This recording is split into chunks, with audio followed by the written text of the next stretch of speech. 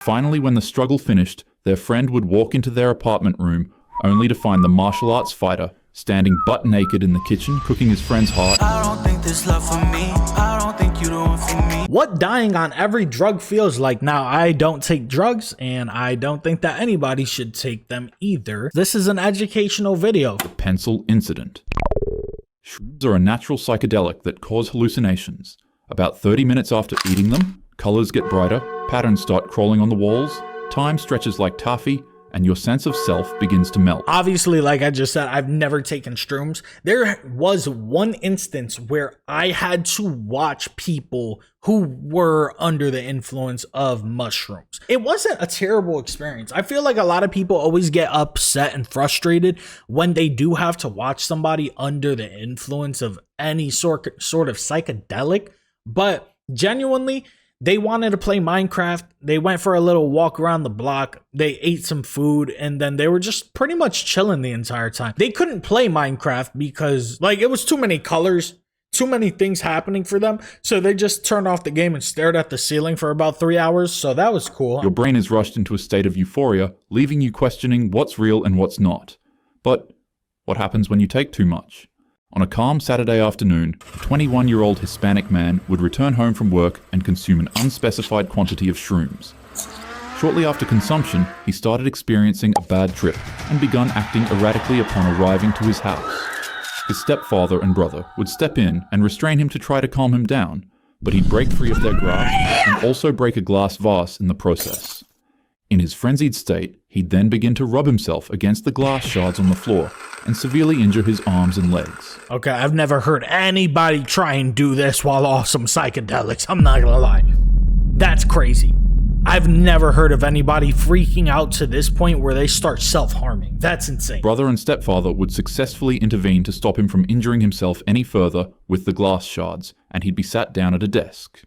But shockingly enough, in a horrific act, he'd take a number 2 pencil that was laying on the desk, stand it upright, and repeatedly smash his head on the sharpened pencil. Oh my When he raised his head, he'd reveal that he jabbed the pencil repeatedly into both of his eye sockets. He would stand up again to do something else, but quickly vomited on himself, leaving his family in a state of total panic.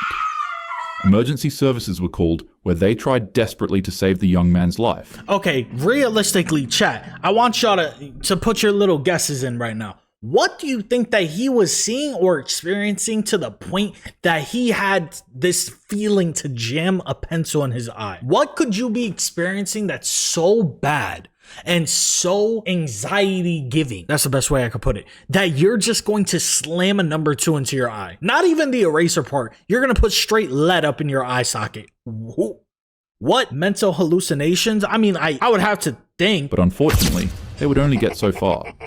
Shrooms are one of the least toxic substances in the world. You'd need to eat dozens or even hundreds of grams to fatally overdose. But that doesn't mean people can't die from it. Most fatalities come from behavioral toxicity, panicking, jumping out windows, walking into traffic, or doing something fatal during a full-blown psychotic break. You won't pass away from the drug itself. You'll pass away from what it does to your mind. But you see, that's why you always need somebody to watch over you when you're doing something like that. I feel like the only substance that you don't need to be watched over while you're doing is like, you know, Mary Jane, maybe some Coca-Cola, but that's about it. You need somebody to be watching you if you're on something else, which again, don't do any substances, bro. Don't do substances. There's no reason to be doing any substances besides, you know, a little bit of drink, a little bit of, but besides that, I don't think that anybody should be doing anything, honestly. Incident. Now let's talk about meth. When it hits, you feel invincible. This substance cranks up your sympathetic nervous system and causes an explosive release of dopamine in your body. Your heart starts racing, you become laser focused, and you'll be filled with unstoppable energy. The high can last 8 to 16 hours. No sleep, no food, just intense stimulation. And when you take too much, your body turns into an absolute war zone. Is that why, like, people be having, they just be itching? Like in Breaking Bad, when you see these people completely, you know, blued up. I'm trying to give acronyms for every word so that this video and my TikTok live don't get banned. You see these people on the blue and they have just the scratch marks, and this is in real life too. Their teeth are all falling out. Like, It's all the chemicals that are inside of the blue stuff that make you really, I don't even know what's in this shit, but I could tell you that it's not good. And it's kind of disgusting, really. On May 26th in Orlando, Florida, concerned bystanders would phone a call to police officers to let them know that there was a man on a racetrack shaking violently, asking to see his son. When police arrived, he was nowhere to be found, until suddenly he was located in a lake full of alligators. Officers would try to throw the man a life vest, but he'd refuse it and would start getting attacked by the alligators in the water. And to officers' surprise, like it was a scene straight out of a horror movie, the man actually resurfaced out of the lake, covered in severe injuries and carrying gardening shears. He would charge at the officers in their car, and in response, they would tase him repeatedly, but it would have absolutely no effect. It was only when the man jumped into the passenger seat of the police cruiser and tried reaching for a rifle in the vehicle that officers finally used lethal force. Meth hijacks your brain's reward system. What are we talking about right now? How did this dude even come out of the lake? He came out of a lake with alligators on his ass. What are we talking about right now? Where did he get the garden shears from? What? No, that's incomprehensible to me. It's incomprehensible. I understand that blue be making people do some crazy shit, but you hopped into a lake with alligators, bud. And then you re-emerged with gardening shears. Ooh, what? No, that's insane. So this is what that blue does. And sends your body into overdrive. It burns out your dopamine center and disrupts your central nervous system so much that your body both loses touch with reality and can no longer regulate its temperature. Your organs can literally cook from the inside out and cause you to collapse. You can have a heart attack, or you could simply just go on a rampage and meet an early demise like this man. The 108th incident. Okay, so what I got from this is that you're kind of invincible and you feel invincible when you're on that blue, when you're on that meh. But realistically, obviously, you're not invincible. It might have been a better option for him to pass away on that rather than something else. I'm not saying it's a good thing. I'm not saying go out of your way to go get some. I'm not saying that. But probably didn't hurt, you know? You shave your chest, I do. Think about the fact that I'm about to have a whole child and I don't really want to force them to be rubbing all up on a rug. I don't know. Just a thought. Weed is by far one of the most commonly used substances in the United States. Within minutes of smoking, you're relaxed. Music sounds better, jokes are funnier, and you get really, really hungry. You might feel euphoric, or anxious, or both. It depends on the strain, your mood, and your brain chemistry. So what happens when you smoke too much of it? Well, here's the truth. You green out. You can't die from THC toxicity alone. You can't. There's no known lethal dose in humans. You cannot die from the use of THC. You can't. The only way that you can die while on bud is you have to do something really stupid. You might be having an anxiety attack. You might be tripping. You might be greening out. And you go do something that's really idiotic, and that's what forces your death to occur. But the actual use of THC is not going to kill you. You would have to consume so much so quickly that it's humanly impossible. Unless you're having like an eating competition with a bunch of edibles. That's about the only way that you're going to reach that level to where you're gonna die. And even then, I don't think that you'll die. To smoke thousands of joints in a short time to even come close. But that doesn't mean weed is harmless.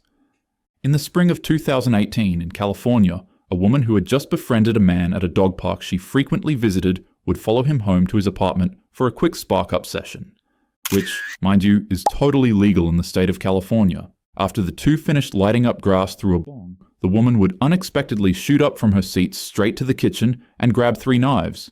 Hey, could you come back with some chips? And maybe some ice cream? And maybe some chicken Oh! Are you trying to chop up some salsa? I love salsa. Jim, I'm not making salsa. In just the blink of an eye, she would stab the man repeatedly non-stop 108 times. His body would be covered in stab marks from head to toe, and his face would nearly be entirely carved out. Officers that arrived at the scene would find that she had also stabbed her dog, and shockingly enough, had stabbed herself 40 times, and was still in the process of doing it. They would quickly intervene and try to physically stop her, but it wasn't enough. But why? But why? This doesn't even make sense to me. Bud doesn't get you like that. She must have just been psychotic. She had to have been psychotic. She might have had a psychotic break, or she might have been going through psychosis or something. But this just doesn't make sense to me. Officers would tase her 4 times to try to break her psychotic frenzy, but it would be to no avail. In order to get her to stop, one police officer had to swing a baton at her arm 9 times to break it, and finally she would release her grip from the knife. The man unfortunately didn't make it, but It might have been surprisingly, laced. the woman did. And even more shockingly, she faced 0 prison time for her actions because it was proven in court that she experienced what is commonly known as cannabis-induced psychosis. There's no fucking shot. There's no shot. Some people who use marijuana may experience acute symptoms of psychosis, including paranoia, delusions, disorganized thinking, or even hallucinations. Most cases of psychosis related to cannabis are acute and temporary, but there are some troubling associations between marijuana use and the development of worsening or of chronic psychotic conditions like schizophrenia. Bro, what? 180 times? And no prison time at all? I understand that you might go through a psychosis, bro, but no prison time? She can never use any sort of drug ever again. She can never use another drug ever again. That's ridiculous. The woman was very inexperienced when it came to smoking weed, and that potentially played a huge role in why she experienced this rare phenomenon. She was placed on probation for 2 years and was required to do 100 hours of community service. The man's family, especially his father, were extremely upset when they heard about this. Understandably so. It should never have happened. She should have never have been allowed to walk free. She should have done some time. You know, you had a jury that convicted her, a unanimous conviction, in less than 4 hours. And the judge went completely against all 3 of those entities and just said, you're free to go. The stove. That's insane, okay? And I understand that, yeah, she had a medical reason as to why, you know, she didn't get acquitted. But realistically, 108 times, man? How do you even live with yourself after that? Let's say that you're just chilling with your friends. You're just smoking up, you know, just lighting up. And you see your significant other get up, walk to the kitchen, grab 3 knives, come back and start stabbing your friend up. What do you do in that situation? What do you do? Because you know that she's coming for you next. Or he's coming for you next. Go home? Yeah, okay. YouTube really didn't like the case on ecstasy that I found. So instead, we'll go over this situation where a 26-year-old martial arts fighter and his sparring partner consumed an unnatural amount of shrooms while in their apartment. Initially, everything was fine, until they became convinced Somebody kicked somebody's head off, calling it now. that the world was coming to an end and that the two were fighting a battle of life and death between God and the devil. The two would begin their legendary battle, and finally when the struggle finished, their friend would walk into their apartment room only to find the martial arts fighter standing butt naked in the kitchen cooking his friend's heart and remains in a stove. The victim would be found laying on the couch, missing his face, tongue, and heart. And sadly, the autopsy revealed that he was alive when his chest was ripped open and his heart was taken out. The martial That's a bummer. That's awkward. That's awkward. If I'm just ripping my boy's fucking chest open, roommate just walks through and I'm just cooking that bitch. Send me to hell, bro. Just send me to hell. That's ridiculous. wouldn't be as lucky as the woman in our last case. He'd All this is a normal Thursday night for me. be formally charged and sentenced to 47 years in state prison Hell for what he yeah. did to his friend. Now, this probably makes the US legal system come off as a little hypocritical, considering that in the other case, the woman was allowed to blame psychosis for her actions and be cleared of any severe wrongdoing. Whereas That is true. That is true, but there is kind of a difference here. She wasn't cooking the motherfucker, okay? She didn't start chefing it up in the kitchen, you know what I'm saying? Why did he even think to rip out the heart and eyes and tongue and just start cooking? That's crazy. in this case, the fighter's state of influence was ignored and he was directly sentenced. But honestly, that's your opinion to make. When it comes to overdosing on psilocybin, you'll find that it rarely ever ends you through toxicity alone. You'll need to eat an absurd amount for that to actually happen. The real danger is psychosis, panic, and delusion. Once you compromise the healthiness and security of your mind for a quick burst of excitement, you'll find that that's where things go haywire. Nah, So in other man. words, don't do drugs. Yeah. Have a happy Real day. shit. Shout out a talking hat. This was the craziest fucking video I've ever seen in my life. I like to watch really mortifying videos. I don't know if you guys, I think you guys are down with me though, because this is a lot of viewers in here. So yeah, I hope that you guys enjoyed that one as much as you can. I don't know. I don't think this love for me. I don't think you the one for me. I don't think you see me when you fucking up all in your dream. I don't think you got trust for me. Just ain't what